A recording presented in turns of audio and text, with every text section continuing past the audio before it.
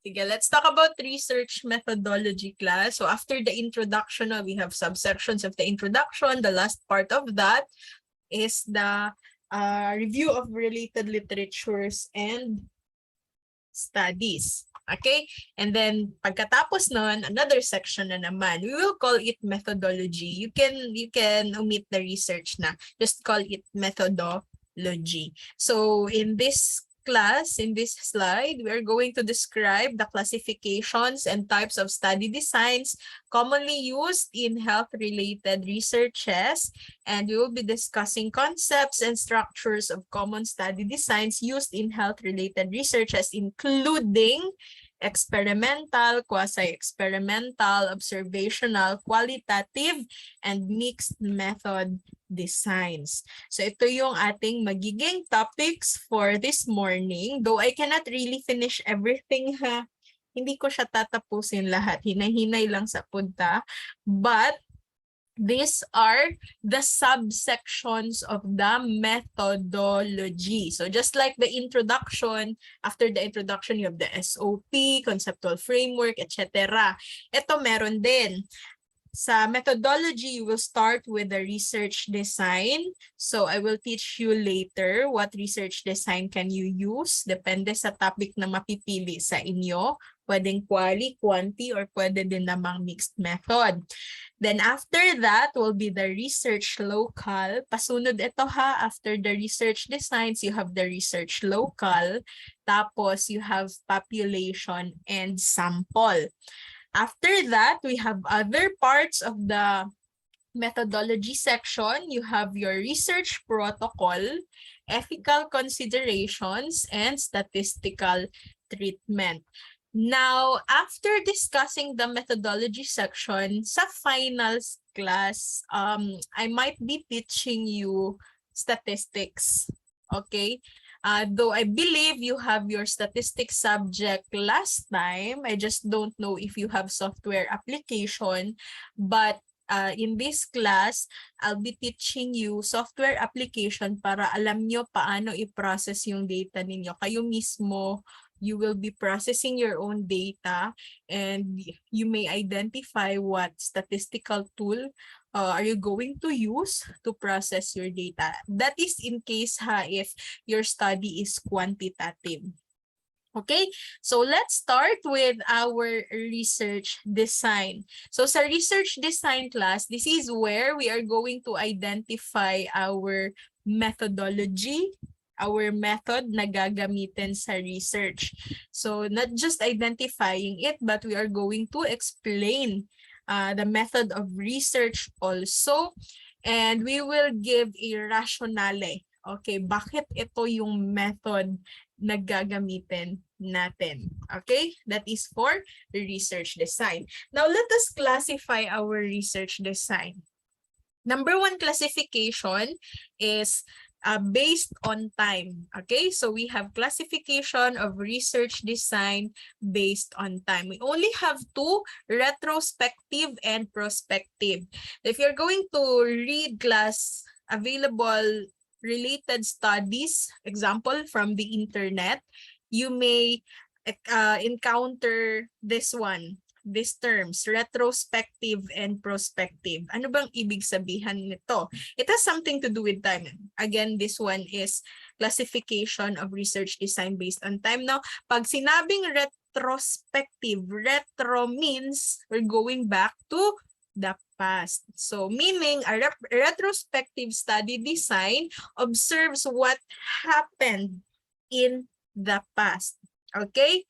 So, the study will begin at the present. Siyempre, ngayon mo pagsastudihan yon and end at the present also. Bakit? Magsa-start ka ngayon, tapos babalik ka sa past, kung ano nangyari doon, and then mag-i-end ka sa anong meron ngayon. Okay? Kaya yan yung ibig sabihin ng it begins and ends in the present.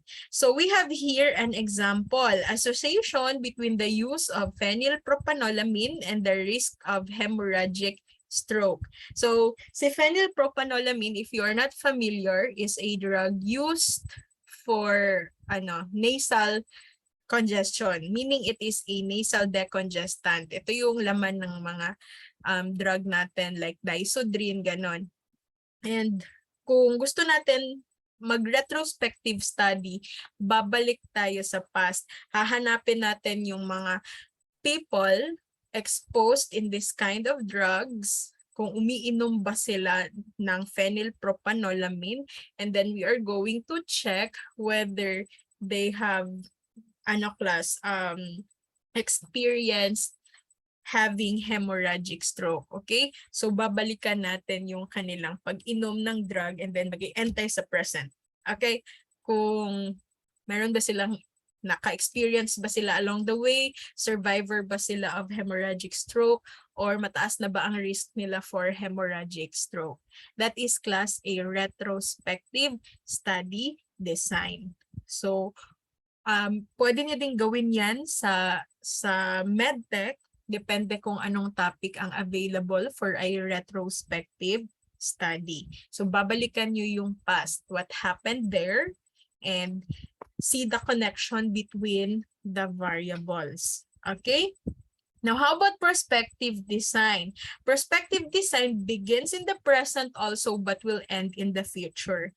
Meaning you are going to start collecting data now and then move on tayo sa future what will happen to them. Okay? So like when we develop vaccines class, syempre magsa-start tayo study ng vaccine ngayon, ibibigay natin sa mga volunteers, tapos i-check natin after some time, example, after a year, what happened to them when given with the vaccine. So yun yung pagkakaiba ni retrospective and ni prospective. This is based on time. Now, most of our studies actually are prospective sa research sa school.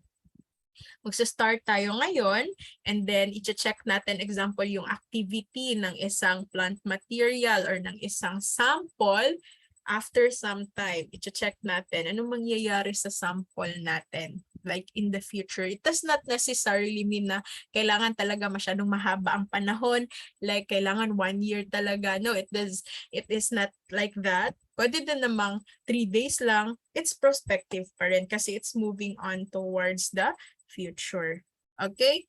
So that's retrospective and prospective design. So ito yung example ng ating prospective design. Investigators were interested to determine the long-term effectiveness of influenza vaccines in elderly people.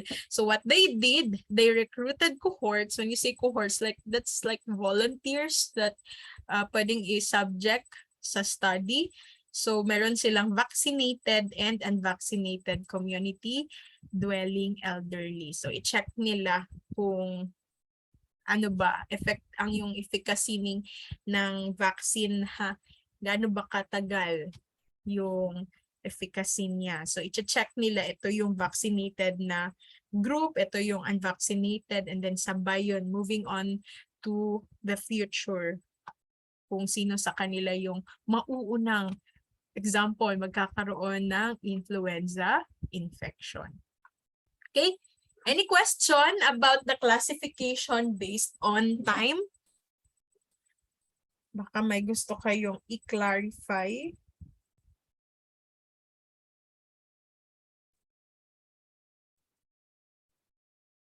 Wala ko muna. Wala. Sige. So let us move on to the second classification, and this is based on study purpose. So the first one is descriptive design. So from the name itself, you're very familiar with this. When you say descriptive, from the name itself, we are just providing description of our population or our sample. Okay? So, pwede siyang in terms of distribution of the variables, the frequency of outcomes of interest. Okay? So, hindi ito kagaya ng example, analytical or experimental study design wherein we are going to compare controls. Effective ba itong plant material, itong positive control, itong negative control. Walang ganon sa descriptive na study. All we need to do is to provide description sa sample natin kung ano man yung pinag-aaralan natin. So, an example ng mga descriptive researches, we have case reports, case series reports, or mga cross-sectional studies, of surveillance studies, and ecological studies, wherein at the end of the investigation, the researcher may provide a specific description sa sample niya. Okay, so example, we have here, Chim et al. Conducted a large population-based survey in Australia to determine what community members think about the factors that do and should influence government spending on prescribed medicines. So studies like perceptions class, perceptions, this is most likely perception, what community members think about the spending of money of the government sa prescribed medicine. So like mga ingana na mga study, descriptive study na siya. At the end of the investigation, the researcher may provide description of the perception of the samples over a certain phenomenon. Okay? Knowledge, attitude, and practices ng mga study, or that's what we call CAP studies, are also under here sa descriptive design. Kasi at the end of the research, the investigator may provide description on the knowledge, the attitude, and the practices of a certain community sa isang occurrence, situation, or phenomenon. Okay? That's descriptive design. Now, how about analytical design? Si analytical design is mostly focused on identifying risk factors, yung mga factors, risk factors, associated factors, or mediating factors. So, hindi ito siya purely experimental, pwede na namang observational lang. Pwede nang hindi mag-experiment. As long as our goal is to identify factors class, that will be under analytical design. Now, we have two types of analytical design. Ito yung mababasa nyo if magbasa kayo ng mga existing researches like sa internet, may mababasa kayong case control studies or cohort studies. Both of these are observational or analytical design. But for you to differentiate the two, let us discuss them starting with the case control study. Sa case control study, I will not read this anymore. Let's concentrate here. Look at this. Study begins here. Okay? Again, study begins here. Meaning, at present, the investigator or the researcher will begin with grouping and identifying and grouping the subjects into two, the case and the control. Okay? Yan yung beginning ng study.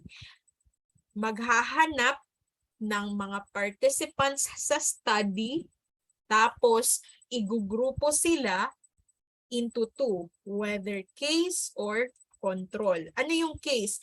Ang case na group class, ito yung mga participants or subjects with the outcome of interest. Okay? Example. Lagay natin dito. Anong sakit yung example? TB, PTB, pulmonary TB. So lahat ng participants class or subjects with pulmonary TB, ilalagay mo sila sa isang grupo. Okay? And then yung mga walang pulmonary TB, ilagay natin sila dito sa control. Kasi pag sinabing control, these are subjects without the outcome of interest. So, at present time, at present time, meaning yung mga taong nandito sa cases, talagang at present time, they have the disease. Okay? Tapos, sa case control study class, para siyang retrospective that we will go back to the past. Okay? go back tayo sa past and titingnan natin isa-isa yung mga subjects or participants dyan. I-evaluate natin sila if they have the presence or the absence of the risk factors para ma-identify natin, itong factor pala na ito is like parang rampant siya for people with this kind of disease. So at the end of the study, we may conclude na itong risk factor na ito, itong bagay na ito talagang risk factor siya of having that kind of disease. Okay? Kasi hindi siya, pwede siyang absent siya dito sa mga control, kaya hindi sila nagkaroon ng sakit.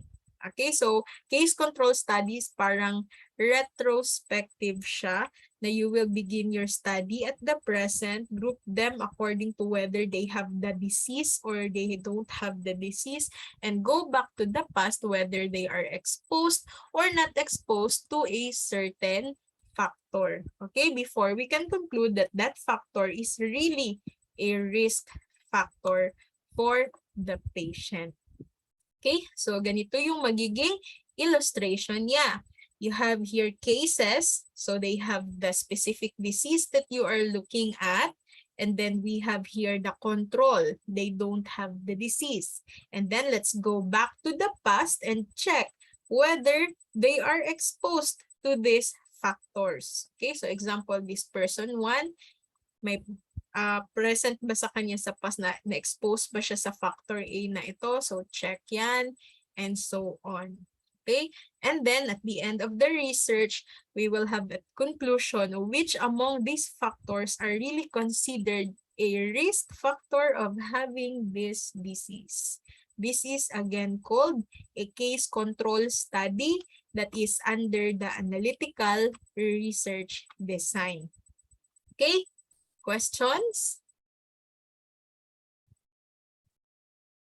Walay? So we have here another example. We have a case here.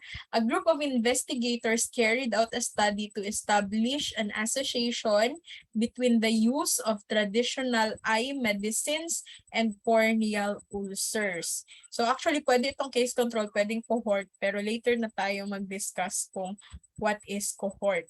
Okay? So ang gagawin ng investigator dito, hahanapin niya ngayon, kukuha siya ngayon ng subjects.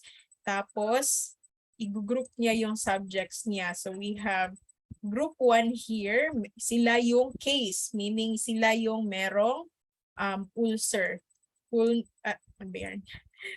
Corneal ulcer. Tapos ang group 2 na ito, wala silang ulcer. Okay? During at present time ha. Tapos, babalikan yung past. Ito bang mga tao na nandito sa group 1, gumamit ba ng traditional eye medicine or hindi? Tapos itong mga taong nasa group 2, ganun pa rin. I-check whether they use traditional eye medicines. So at the end of the study, we can give a conclusion whether ito ba talaga ay isang factor why these people class I have corneal ulcers. Malalaman mo naman yan kung ilang tao yung na-expose sa TEM dito and ilan ang na-expose din dito tapos hindi nagkaroon ng sakit. Okay, that's case control study. Another one, this is more on drugs kasi mostly nagsa-study nitong case control and cohort studies yung sa medicine like medicine students, yung mga doctors mismo, to check the association between a drug substance to the occurrence of certain disease. Okay, so like this one, in an example of a case control study, we have here Archie Boogie et al. Aim to investigate the association between the use of aspirin and statin exclusive and combined and pancreatic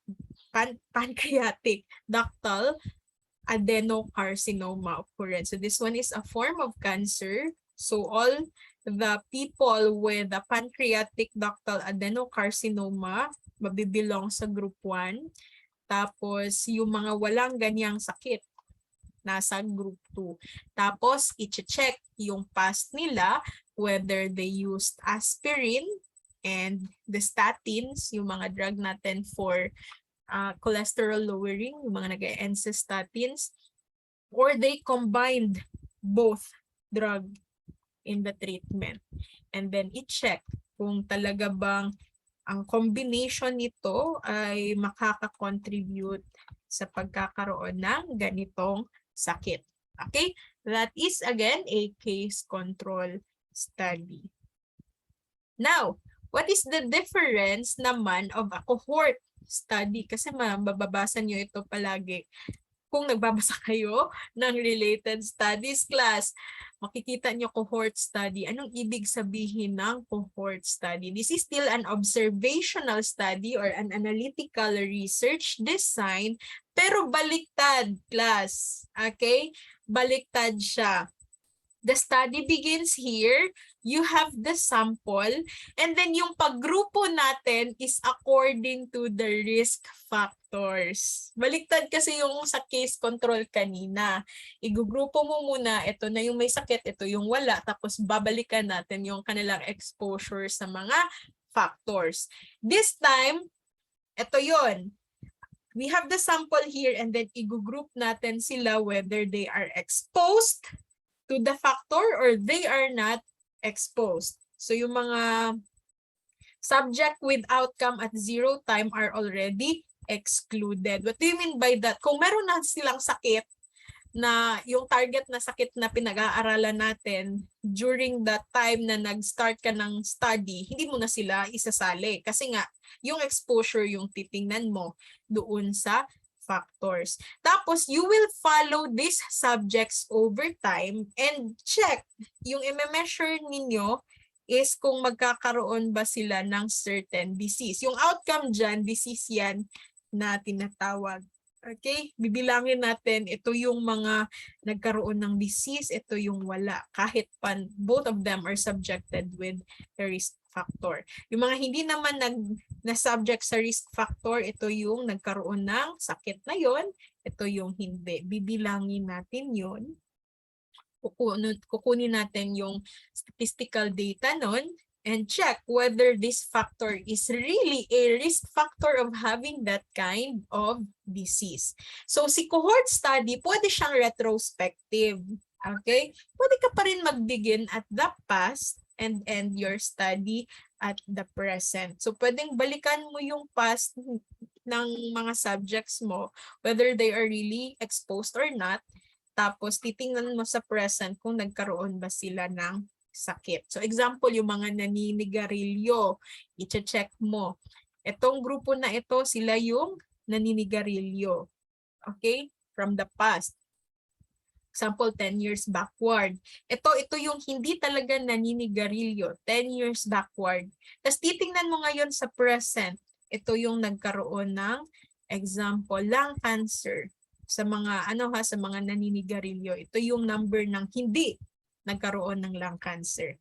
Dito sa baba, ito yung 10 years backward, hindi talaga naninigarilyo. I-check mo kung ilan sa kanila yung nagkaroon ng lung cancer and yung hindi nagkaroon ng lung cancer.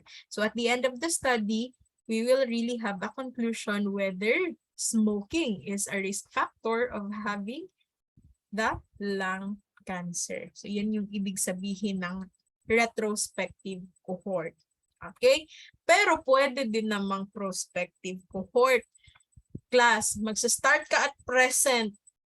Ngayon talaga, present. Tapos, ifa-follow natin sila until a certain time in the future. Pero kung ingani manggod inyong buhaton, dili ta ka-graduate ani. You will just be given 1 year to finish your research. And then, yung pagkaka-develop kasi ng sakit, most of the time, it's long-term exposure, no? So, di ta ka-graduate ani. So, most of the time, kapag student na researches, pwedeng mag-retrospective cohort. Yung past, balikan na lang natin ang past para titingnan natin ang present. Kasi kapag nag-start tayo ngayon, ito yung presently nanigarilyo sila and then hindi sila nanigarilyo. Tapos maghihintay pa tayo ng ilang years before sila magkaroon ng sakit. Diba? Kita ka graduate, matanggong. So pwede lang na if you have all the time in the world to wait, okay? Pwede kang mag-conduct ng prospective cohort. So ito yung example of a cohort studies. So, ito yung mga people exposed to asbestos, which is a chemical substance. Ito naman yung hindi na-expose sa asbestos. So, pwede siyang, kung cohort prospective tayo, ito yung present time. Na-expose sila at present time sa asbestos, ito hindi na-expose. Tapos, we will follow them over a period of time. And we will check sino-sino yung nakadevelop ng mesothelioma and sino yung hindi. Okay, so mesothelioma is a kind of lung disease which is similar to pulmonary tuberculosis. So, we still have the yung blood sa cough, ganon. Ay, sa cough, sa phlegm. So, magsiscarring pa rin ang tissues of the lungs. Okay? Pero that is because of asbestosis. So you know that very well that TTB is caused by bacterial infection.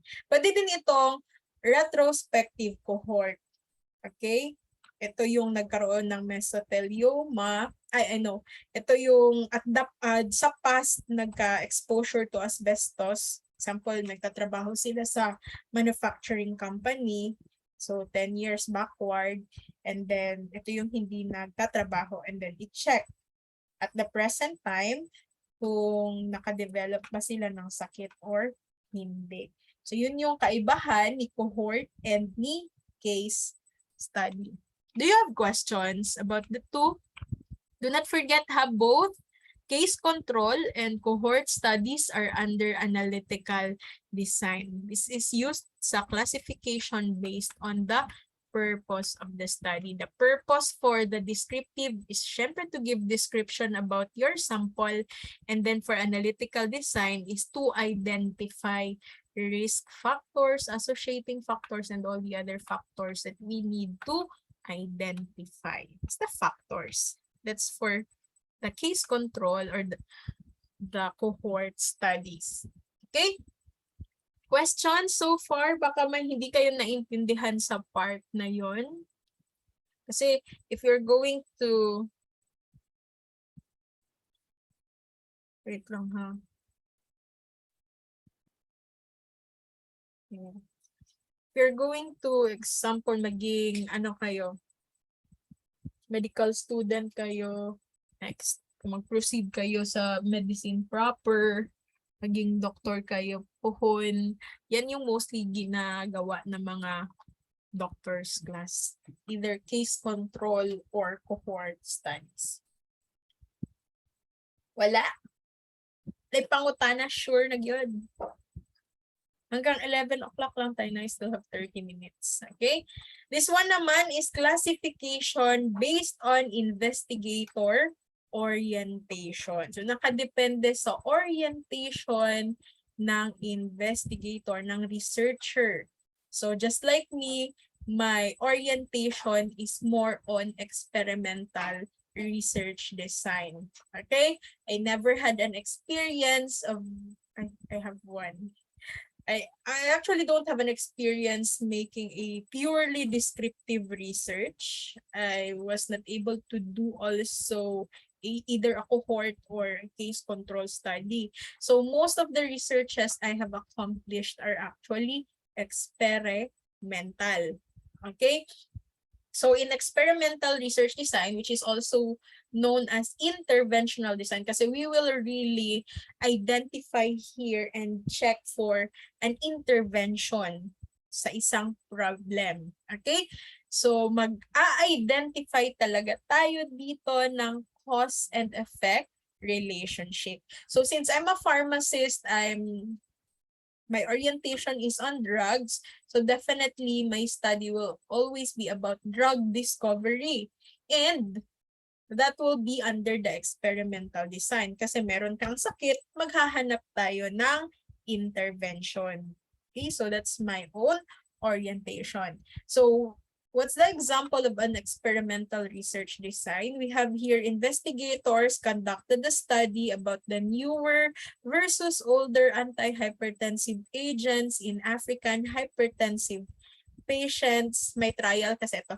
To compare the efficacy of single pill combinations of newer versus older antihypertensive agents. So, i-check. Iko-compare. Merong comparison dito. Kung ano bang mas effective, yung bago or yung mga dati pa na antihypertensive agent. So talagang we will do experimental procedure for this and check ano ba yung mas nakakapababa ng blood pressure. Okay? So ganito yung magiging parang conceptual framework of an experimental research. So you have here a study sample and then you will be grouping them. Group A for the intervention. So example, kung nagda-drug discovery ako, this will be my plant material here. And then sa group B will be my control. So the control can either be positive control or negative control. Most of the time, it's positive control. When you say positive control, ayun na yung mga chemical substance, agent, or drugs in the market that are already proven and tested na magkukos talaga ng certain effect. Okay, so example, kung meron akong plant material, example, malunggay, check ko kung antihypertensive ba siya or hindi. I-compare ko siya dito sa positive control ko. Example, ba pinaka-well-known na antihypertensive agent? Example, losartan. I don't know if you're familiar with that. Nandito siya sa control class. So take note of this, naka-highlight ito, randomize and allocate. Yung subjects mo will be distributed here into two groups randomly. Okay, randomly. Hindi pwede na ikaw mamili, kani gusto na ko niya siya ibutang sa group A, kani group B. No. When you say random class, you will be giving equal chance for all the samples here in your population to be grouped in group A or group B. So most of the time, we do like fishbowl method. Bunot-bunot tayo. Ito group A siya. Pag nabunot siya for group A. Okay, pag nawala kasi yung randomization, hindi mo yan siya matatawag na experimental research design. Okay, and then we will be measuring the outcome. Kung yung outcome, depende kung anong pinag-aaralan nyo. So for example, sa inyo, medtech class, example, antibacterial yung napili ninyo na study, tapos syempre experimental, i-check ninyo. I-group nyo muna na ito, group A will receive your example plant material and then group B will be for the positive control. So example, pinaka-common example lang talaga, pinaka-common na antibacterial agent sa market, amoxicillin. So ilagay natin siya dito. Tapos i-check natin yung outcome. So we will have a certain bacteria, example, Escherichia coli. Escherichia coli na lang para common lang siya. So i-check natin dito kung talagang yung sa example sa zone of inhibition. So kung nagkaroon ba ng zone of inhibition or wala, or dito din. Tapos i-compare natin. Now at the end of the study, we will have a conclusion whether this intervention is really effective or not. Okay? Now, sabi ko kanina, pag nawala yung randomization, we will not call it a true experimental research design. It's this time, ito yung tinatawag nila na quasi-experimental research. I don't know if you have heard about it, but again, quasi-experimental is still doing experimental research but without the randomization.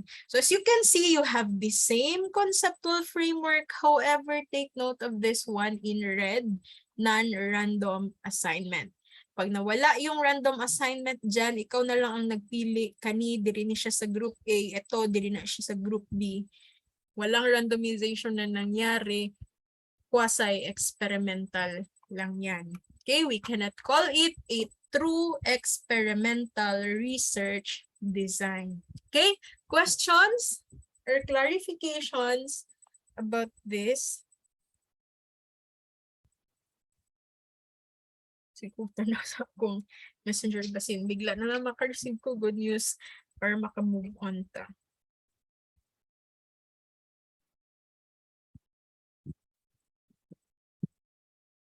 Wala.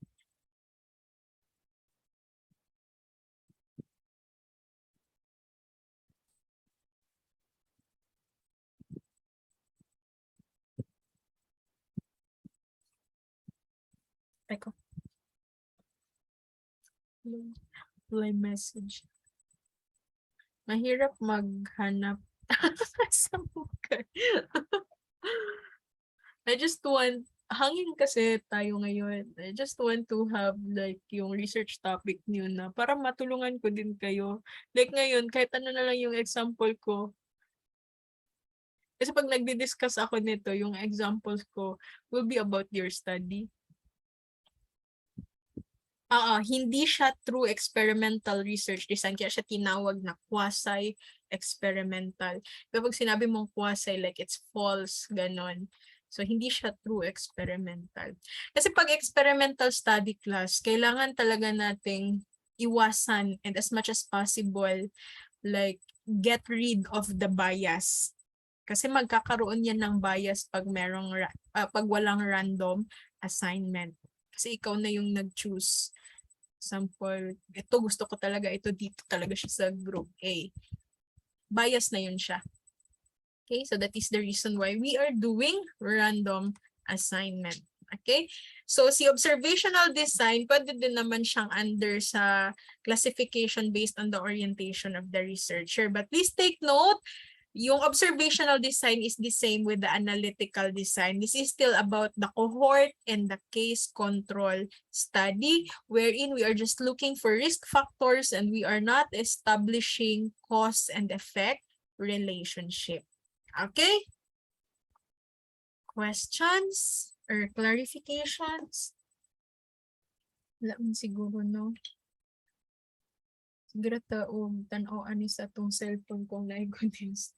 Actually, parata akong tumitingin sa cellphone ko kasi masyadong maraming laman yung messenger ko. I have like chats from students and then we have a lot of group chats. Wala na ako kasabot sa world. Say, nagalibog na ako sa mga pangalan sa group chat. That is the reason why I don't have group chats with you. Wala ko sa tanan akong class actually, for all the subjects, I don't really require group chats. Kay daghan na kay group chats ang kalibutan.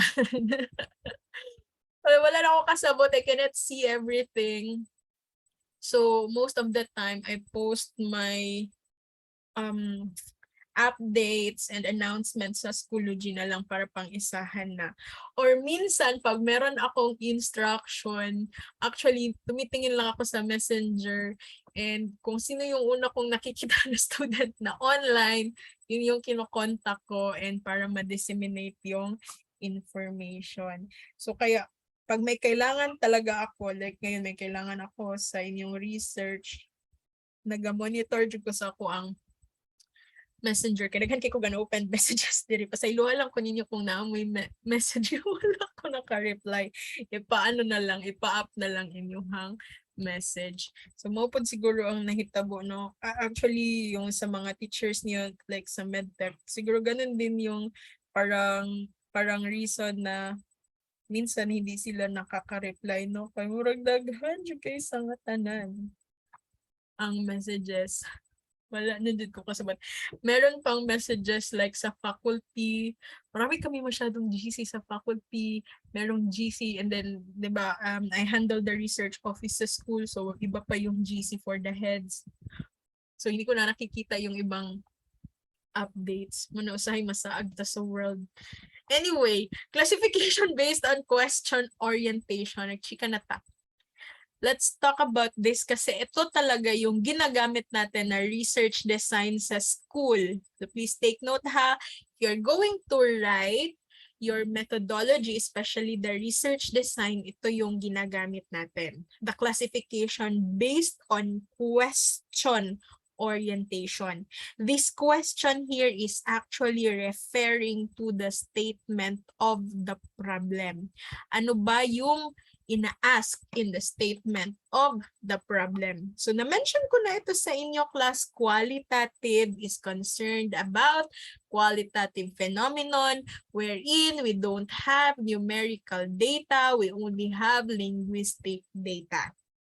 Siyempre, pag meron tayong things that can be quantified, meron tayong numerical data, then that will be a quantitative research. And then, if we are going to mix the two, we call that mixed method designs. So I don't have class and experience doing just a qualitative research, saka ng purely qualitative.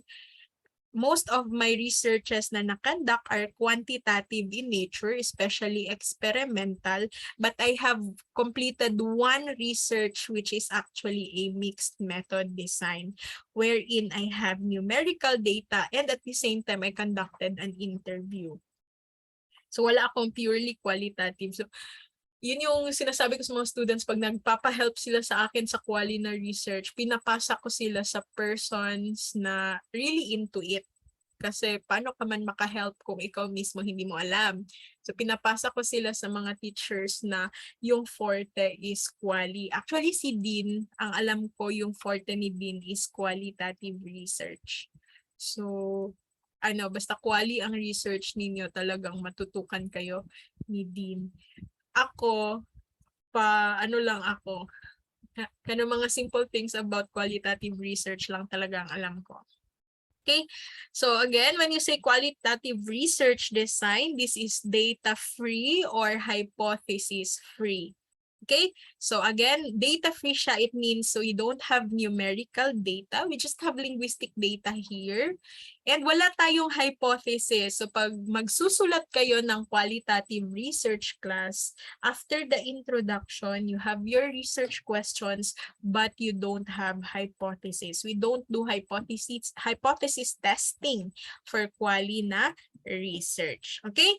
And these are data that are coming from non-probability sample. Let's have a review of your statistics. Sa statistics, you learned, I am assuming, you learned about probability sampling and non-probability sampling. Anong pinagkaiba nito? Ito is giving equal chance to all member of the population to be selected in your research. So to put it in simpler terms, that's randomization. Okay? Randomization. Example, magsasurvey kayo, residents of General Santos City. Kung meron kang 1 million, example lang, 1 million residents in General Santos City, yung 1 million na yon will be given equal chance to answer your survey. How are you going to do that? Get all the names? Grabe, 1 million. And then you may do fishbowl method, lottery method, ibunot-bunot ninyo. You can have the example kung sa internet na ngayon, di ba, we have the wheels of names, like meron din tayong parang app ng table of random numbers wherein you will assign numbers to the members of the population and then bunot-bunot na lang din kung anong number ang mapipili. So equal chance yun. Sila lahat nagkaroon ng equal chance to be selected in your research. Pero dito sa qualitative research design, most of the data here are coming from non-probability sample. So walang equal chance yun, class. Okay? Hindi equal chance. Walang equal chance yung lahat ng members of the population to be included in your study. Anong ibig sabihin nun? Example, magkakandak ako ng interview sa mga medical technologists working in the hospital. Okay? Example, about their experience like working during the pandemic.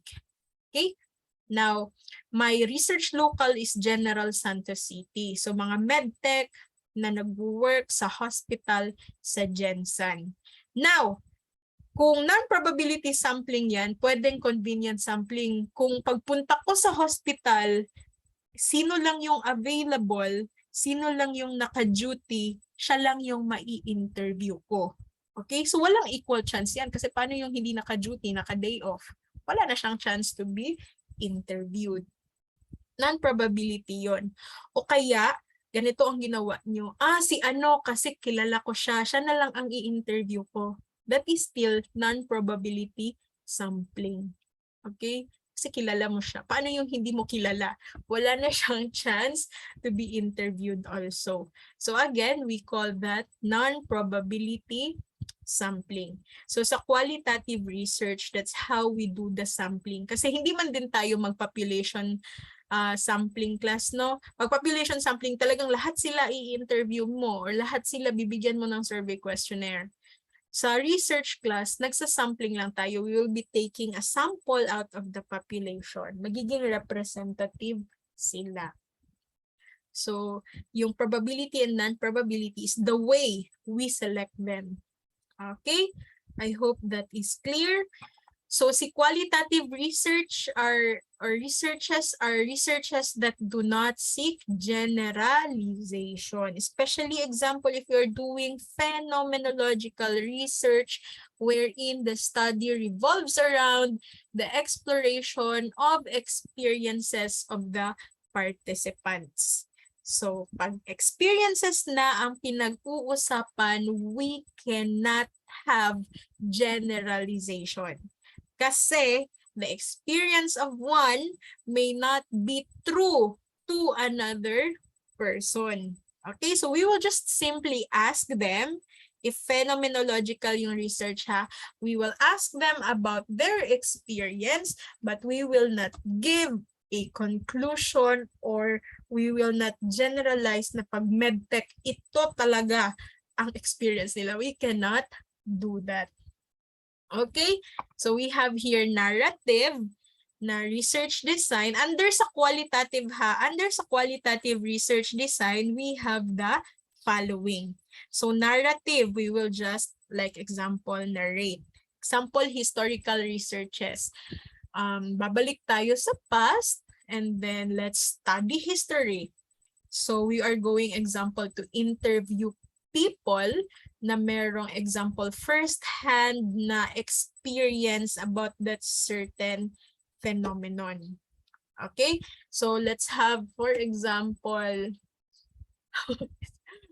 martial law na lang kasi that is being discussed nowadays. So example, magdi-discuss tayo ng martial law. History yan sa atin sa Philippines. So tatanong tayo, ito yung mga people who had experiences during that time. So, ina-narrate natin, ito yung experience nila. Ayan. Tapos, at the end, we cannot generalize. Kasi hindi naman sila, sure tayo niyan, hindi sila lahat magkapareho ng experience. Merong magsasabi na okay yung experience nila during that time, merong magsasabing hindi.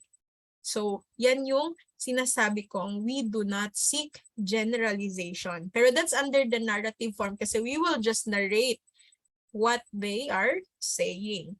Sa phenomenological research, please tie up the word phenomenological to experience. Okay? Lahat ng klaseng experience, whether sa past or ngayon, basta we are talking about experience that is a phenomenological research. So the other one is case study. Ginagawa natin yan mostly sa medical world, yung case study na yan. Pero pag case study kasi parang limited lang yung number of participant. For example, pwede ngang isa lang and then tututukan mo siya. Example, meron siyang Kawasaki disease. So, tututukan mo siya, ano yung mga signs and symptoms niya, ano yung duration ng kanyang sakit, and all the other things about sa condition ng person. And then, isusulat natin yun. So, wala tayong numerical data dito ha. And then, we have ethnographic. So, sa ethnographic study, syempre, you are talking about customs and traditions of a certain group of people. Okay? Time na ba? Wala pa. Do you have questions, class, before tayo mag-move on?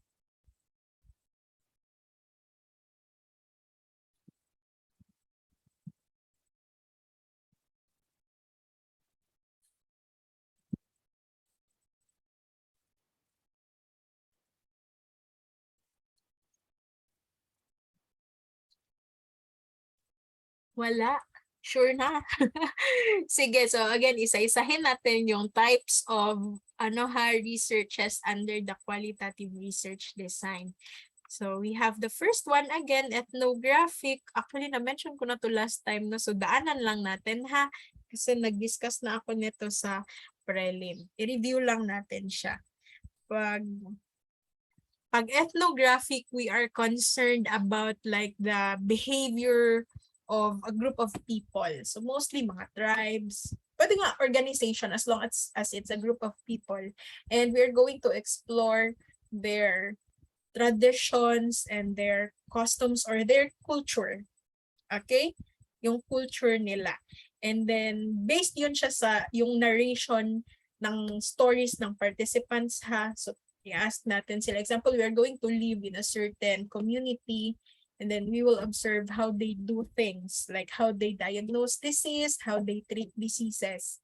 Or not just with observation, you can also interview them. Okay?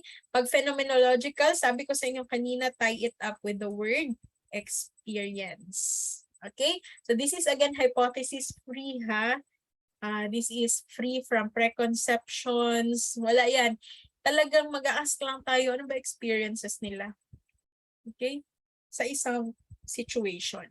That's phenomenological study. Actually, marami tayong phenomenological study sa school. Sa medtech department, meron tayong Meron tayong during pandemic na phenomenological study sa mga medtech working in the hospital. If I'm not mistaken, meron din tayong phenomenological study sa experience ng mga medtech working dyan sa yung private laboratory. Ang tawag niyo dyan? Parang stand-alone. Hindi ko alam. Basta private na laboratory. Yung outside sa hospital. Ganon. Meron yung phenomenological study dyan. Okay? So, pag case study naman ang gagawin ninyo, this one is an in-depth. Sabi ko nga kanina, meron kang isang example, meron kang isang person na pagtutuunan mo ng pansin, like, siya lang talaga ang pag-aaralan mo, i-observe mo siya like for a certain condition.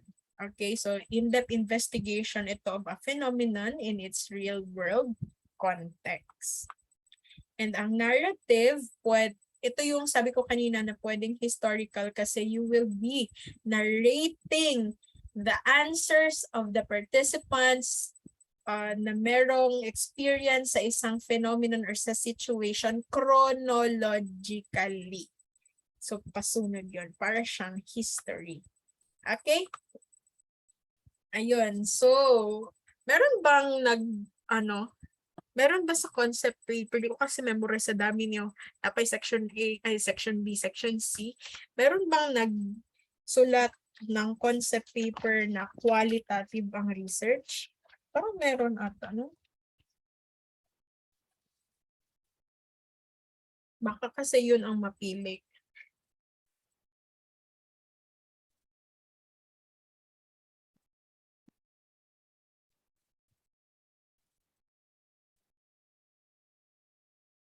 Wala. Puros to quantitative research design. Do you still have time?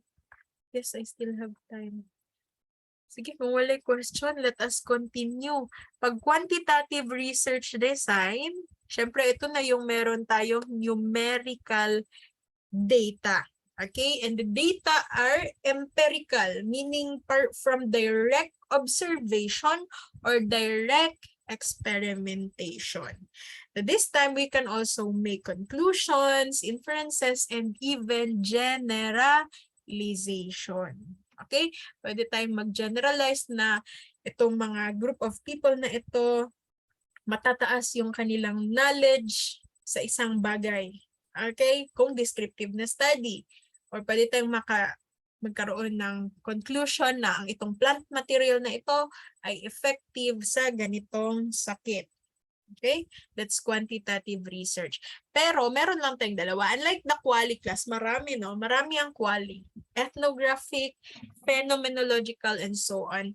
This time for quantitative research, we only have descriptive and experimental research design. So this morning, magsa-start ako with the descriptive researches ha, kasi napansin ko yun mostly yung nasa concept papers ninyo. Descriptive research. Pero kasi yung descriptive research, meron pa yan siyang different types. So, kailangan nyo kasing maging specific. So, pag maggawa kayo class ng research design, talagang ilagay nyo siya na this study is a quantitative,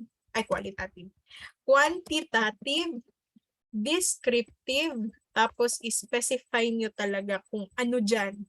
Okay, example, correlational research. Talagang i-identify nyo yan siya na specific talaga. And then you provide this description how your study has become a quantitative, descriptive, correlational research. Correlational pala yan. Okay, so let's start with the surveys. Sa surveys class, you can do a descriptive survey or a descriptive normative survey. Wait lang. So pag mamaya na. Pag descriptive survey class, this means that you have your questionnaire and your questionnaire are actually made by you. Kayo ang gumamit na as researcher or pwedeng adapted naman from other researchers tapos meron lang kayong i-edit. Okay? Pero pag descriptive normative survey kasi, gagamit talaga kayo ng questionnaire that has been accepted and yung tool na talaga siya na ginagamit kasi proven na siya na yan talaga yung tool na nakaka-measure ng isang bagay. Example ng descriptive normative survey, example yung mag-check ka ng like stress level ng mga employees, example sa doctors. Sa psychology kasi meron yan silang test for stress level. So yung testing tool na yon, ano na yun siya, parang proven na ito talaga ang tool na nagme-measure ng stress level. So ang survey na yon is tinatawag na descriptive normative survey. Kapag ang tool na gagamitin mo ay talagang accepted, used, and proven. Okay? Pero pag ikaw lang yung gumawa ng questionnaire mo, descriptive survey lang yung tawag na yan, ha? What are the examples of survey? Yung quantitative descriptive na survey research. Examples, we have here stress and coping strategies of nurses in ICU of hospitals. Pwede yan. Descriptive study ito. Kung palitan natin, example, ilagay niyo dyan. Stress and coping strategies of students in the medical technology department in GSD-MSFI.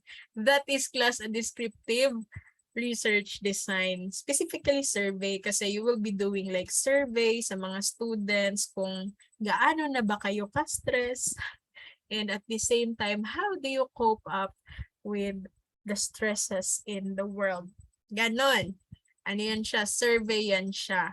And then we have Holland's vocational personality and working conditions for high level of job satisfaction, job performance, and stability of teachers. Palitan natin. Pwede yung mga studies about job satisfaction, example, mga medtech in the hospital. Gusto nyo malaman yung level of job satisfaction nila. Survey pa rin yun. Okay, kung na-satisfy ba sila sa everything. Not just sa sweldo ha. Job satisfaction is not just about the sweldo. Pwedeng other things. Okay? With the work environment, with the work that they are doing. Like, are they satisfied kasi nagagamit talaga nila yung napag-aralan nila? Ganon. ano pa rin yun siya? Survey pa rin. Yung itong quantitative measures for productivity of drug manufacturing firms, this is just about the productivity of employees sa isang company. Okay? Yung mga about organizational chart, yung mga motivation of the employees, motivation of students, not just the employees, are still under the surveys. Yung predictive efficacy of academic preparation, example of medical technologists and board examination, that is still under the survey.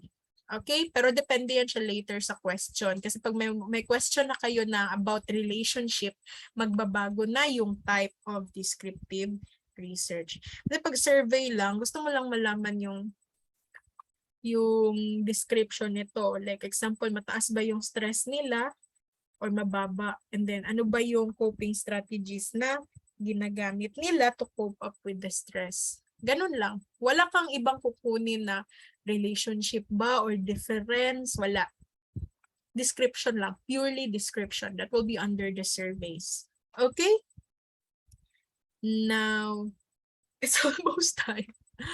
Developmental studies na lang. Last na ito. Tapos we will continue next meeting and then please study. I might or might not give a quiz. Kaya isa lang magud ta mag-meet sa isa ka week mo nang mag-quiz jud ta kada meeting.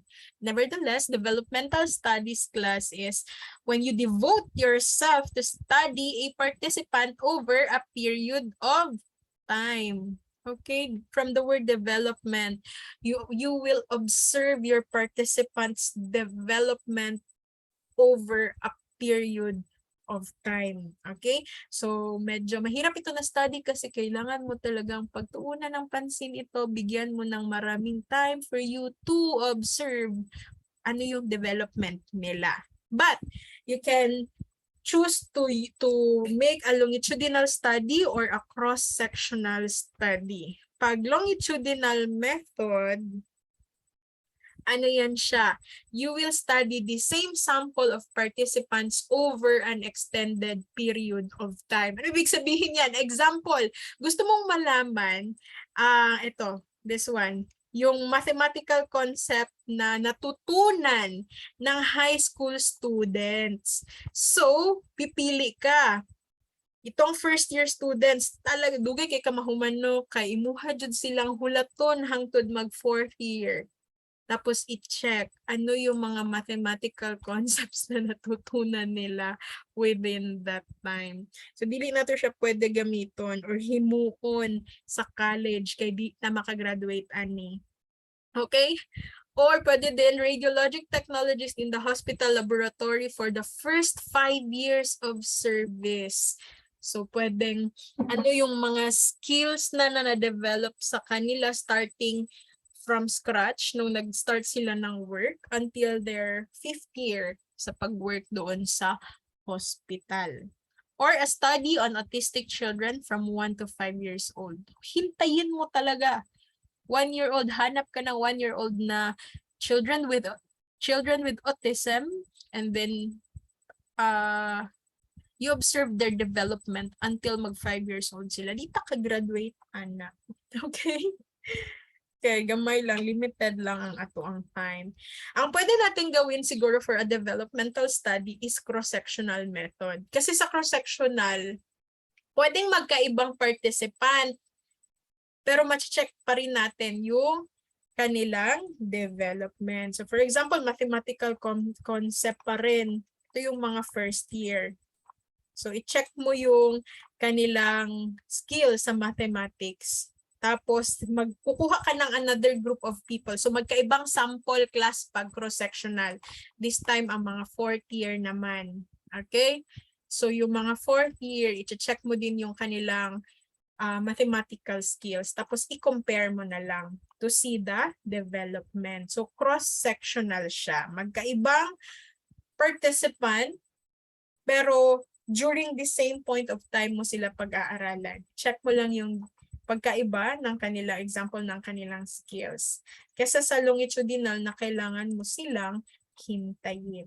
So this one is a developmental study Kasi we are talking about the development of a person sa isang situation or sa skills nila o sa knowledge nila.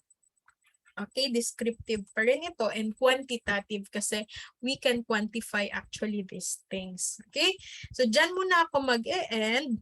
Next meeting, we will have the remaining types of descriptive researches, assessment, comparative, correlational, and follow-up studies.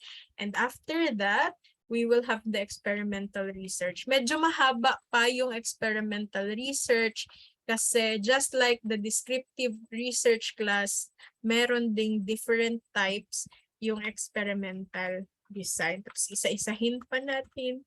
Yan. Okay? Sige, questions so far? Or clarifications? It's already 10:58. Wala.